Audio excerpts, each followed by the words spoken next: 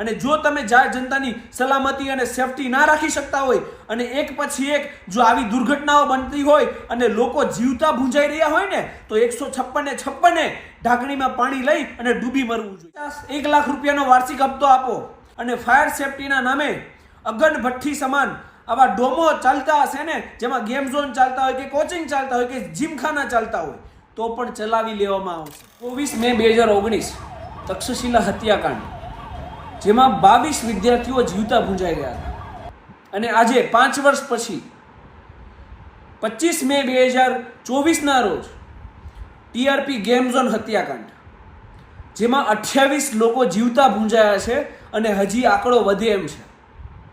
અને હું હત્યાકાંડ જ કહીશ, દુર્ઘટના ના કહી શકાય, કારણ કે દુર્ઘટના તો એને કહી શકાય જેની આપણને જાણ ના હોય।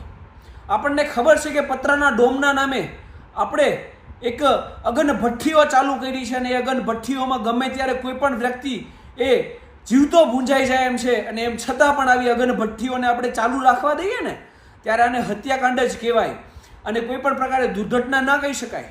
આ દુનિયામાં સૌથી પીડાદાયી કોઈ મૃત્યુ હોય ને તો એ મૃત્યુ છે આગથી અને એસિડથી જીવતા સળગીને મરવું। કદાચ એ મૃતકોની પીડા આપણે ક્યારે મહેસૂસ ના કરી શકીએ, પરંતુ આવી દુર્ઘટનાઓ ભવિષ્યમાં ના થાય એ માટે અવશ્ય એક વિચાર કરી શકીએ। જેમ તક્ષશિલા હત્યાકાંડ પછી તપાસનો ધમધમાટ ચાલુ થઈ ગયો હતો, એમ આ ઘટના બાદ પણ તપાસનો ધમધમાટ ચાલુ થઈ ગયો છે। એડિશનલ ડીજીને તપાસ સોંપાઈ ગઈ છે, એક એસઆઈટીની રચના થઈ ગઈ છે। જેમ તક્ષશિલા વખતે એસએમસી ઓફિસર, ફાયર ઓફિસર, બિલ્ડરો, જે પણ કોચિંગના સંચાલકો હતા એ તમામ ઉપર ફરિયાદ થઈ હતી, એમ આ ઘટનામાં પણ તમામ ઉપર ફરિયાદ થશે એ સ્વાભાવિક છે। પણ એ ઘટનામાં પણ એક નેતા જેની ભલામણથી આ એક અગનભઠ્ઠી સમાન ડોમ ચાલુ થયો હતો ને, એ નેતાનું નામ કોઈ જગ્યાએ નહોતું આવ્યું અને મને 100%ની ખાતરી છે આ પણ ઘટનાની અંદર કોઈ નેતાની ભલામણ વગર, કોઈ પણ ફાયર સેફટી વગર, કોઈ પણ પ્રકારની પરવાનગી વગર આ અગનભઠ્ઠી સમાન જે ગેમ ઝોનનો ડોમ ચાલુ થયો હતો ને એ કયા નેતાની ભલામણથી થઈ હતી ને તપાસમાં ક્યારેય બહાર નહીં આવે। હરેક દુર્ઘટનાના મૂળમાં ભ્રષ્ટાચારી અને બેમાની હોય છે। જે ફાયર સેફટી હોય, ચાહે ફૂડ સેફટી હોય, ચાહે રોડ સેફટી હોય કે અન્ય કોઈ પણ વસ્તુ હોય, અહીંયા એક પેટર્ન ચાલે છે ખાસ કરીને નગરપાલિકા, મહાનગરપાલિકાઓમાં કે તમે 25-50-1 લાખ રૂપિયાનો વાર્ષિક હપ્તો આપો, પછી ફૂડ સેફટીના નામે તમે ઝેર પણ લોકોને વેચશો તો ચાલશે, રોડ સેફટીના નામે મોટા મોટા ખાડાઓ રોડમાં હશે તો પણ ચાલશે, અને ફાયર સેફટીના નામે અગનભઠ્ઠી સમાન આવા ડોમો ચાલતા હશે ને, જેમાં ગેમ ઝોન ચાલતા હોય કે કોચિંગ ચાલતા હોય કે જીમખાના ચાલતા હોય તો પણ ચલાવી લેવામાં આવશે।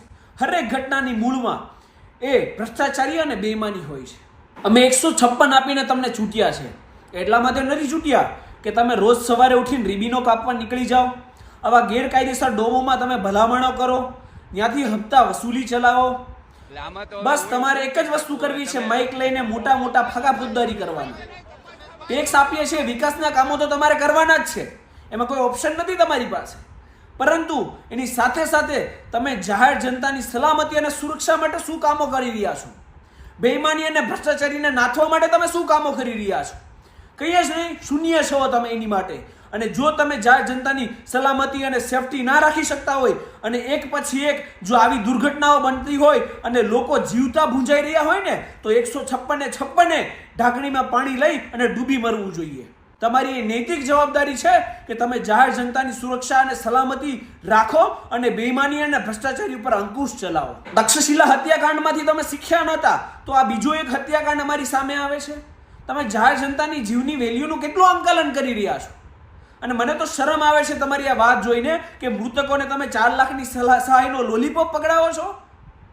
જ્યારે તમે વિકસિત દેશો હારે તમારી તુલના કરો છો, અમેરિકામાં જ્યારે કોઈ એક વ્યક્તિને 1 વર્ષની ખોટી સજા પણ થાય ને, નિર્દોષ હોય તો એને $50,000 સુધીનું કમ્પન્સેશન આપવામાં આવે, જે 50 લાખ રૂપિયા થાય 1 વર્ષની કિંમત।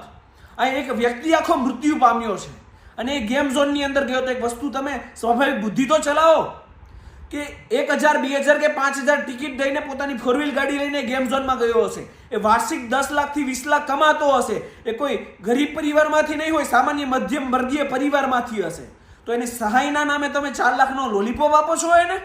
વસ્તુ યાદ રાખજો, હું જાહેર જનતાને કહેવા માંગુ છું કે તમારા અને મારા જીવની કિંમત આ દેશની અંદર માત્ર ને માત્ર નોટ અને વોટ માટે છે.